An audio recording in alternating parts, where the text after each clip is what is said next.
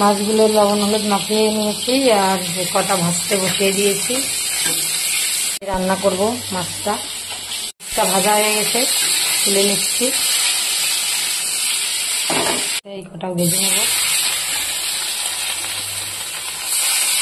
কটাও ভাজা হয়ে গেছে, কটাকেও নামিয়ে নিলাম।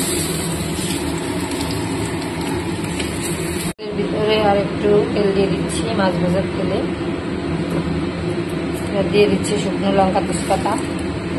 এবার দিয়ে দিচ্ছি রাঁধুনি আর জিরে। এবার দিয়ে দিলাম আলুগুলো দিয়ে মাছটা রান্না হবে। দিয়ে মাছ রান্না করলে আলু যে কোনো তরকারি রাঁধুনি দিয়ে রান্না করলে ভালো লাগে। মাছের ঝোল অনেক সুন্দর হয়।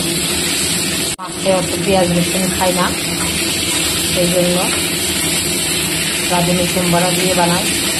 জিরে আদা বাটা, লবণ, দিয়ে দিলাম হলুদ। এবার দিয়ে দিচ্ছি লঙ্কার গুঁড়ো। এবার একটু নেড়ে নেব।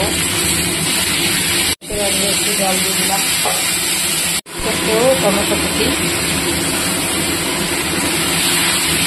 মশলার সঙ্গে ভালো করে জলটা একদম কষে দিয়ে জল দিয়েছিলাম।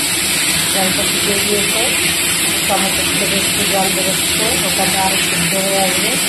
সারা মাছ রান্না করে খাবেন, দেখবেন অনেক ভালো লাগে। পেঁয়াজ রসুন দিয়েই যে খেতে হবে তার কোনো মানে নেই। আদা বাটা দিয়ে মাছের ঝোল অনেক ভালো লাগে।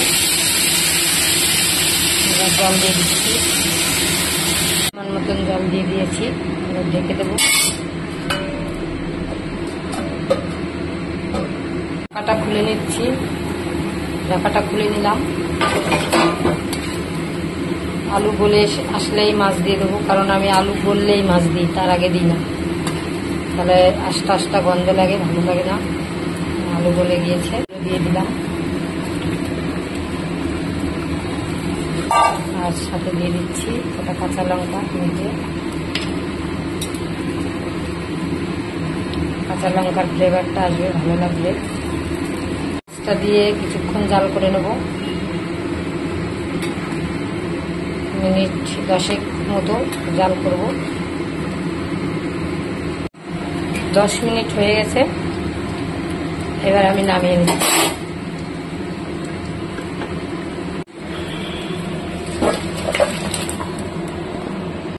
আমি এখন নামিয়ে নিয়েছি।